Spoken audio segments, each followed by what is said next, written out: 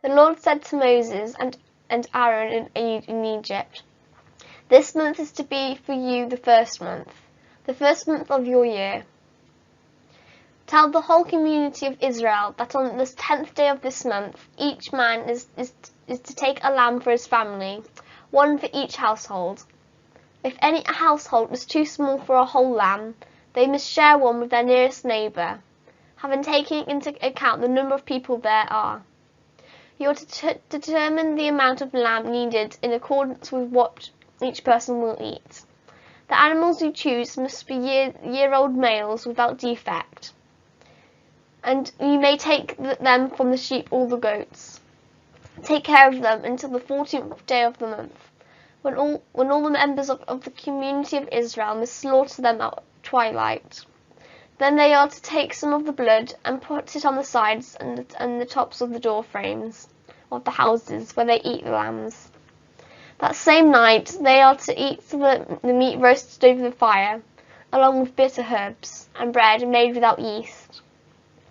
Do not eat the meat raw or boiled in the water, but roast it over a fire, with the head, legs, and internal organs.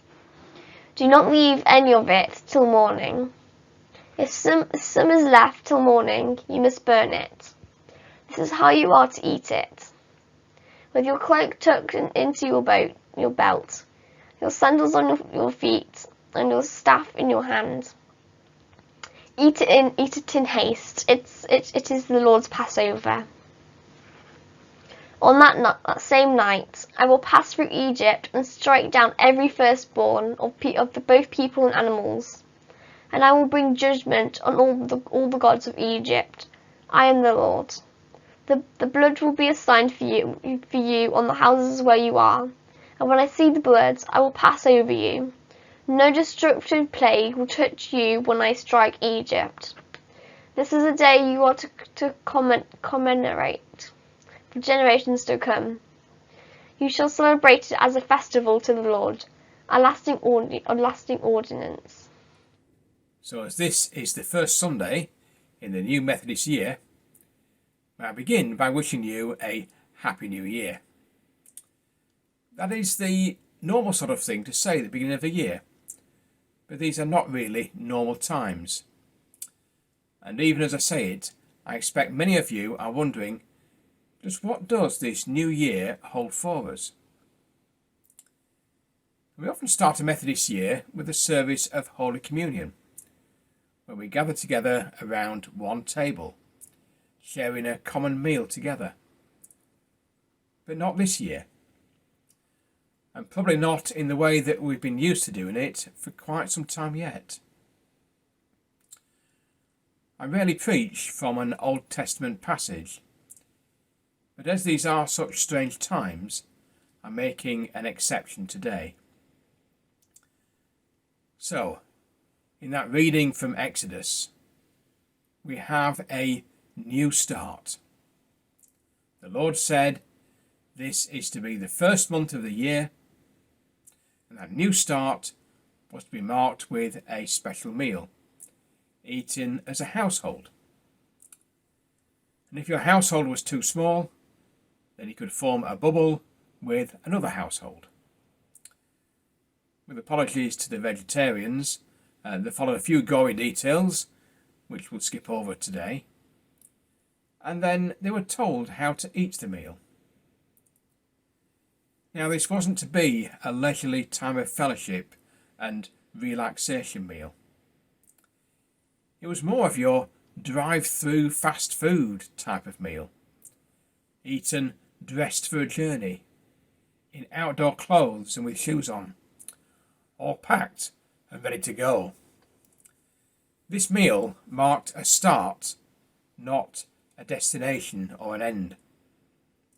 It marked a change in the whole way of life for the people, from slaves to a travelling people, a new beginning.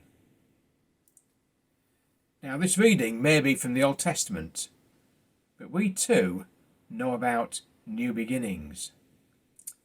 In our communion meal, we remember what Jesus gave so that we also have a new beginning. And so maybe next time you eat a quick sandwich or a fast food meal, you could view that as your Passover meal, your remembrance of the new beginning. So, what new things are we going to do in this rather strange year? The first time I came to Harrowby Lane Methodist Church, it wasn't actually to Harrowby Lane at all. It was about 22 years ago, and the service might have been at Finkin Street, as it was then, but it was followed by a gathering in small groups, as some sort of a visioning day. So I ended up in this one particular small group, and being me, before too long I started saying my piece. And this tall young man suddenly stopped and so looked round at me, and he said, "Where have you come from?" That young man was Ian Thacker. I haven't got the time, unfortunately, today to tell you the whole story of how we ended up moving to the Grantham area. Suffice to say that I felt God was behind the move, even when I found out that the church was about to embark on a rebuilding project. So, anyway, what are your hopes and dreams?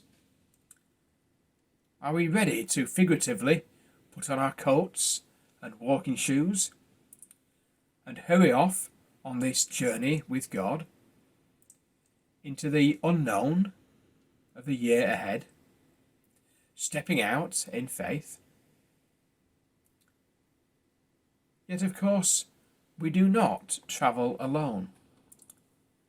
We go into the unknown together as God's people, with Christ as our light, Christ as our shield, and Christ walking beside us on our left and our right.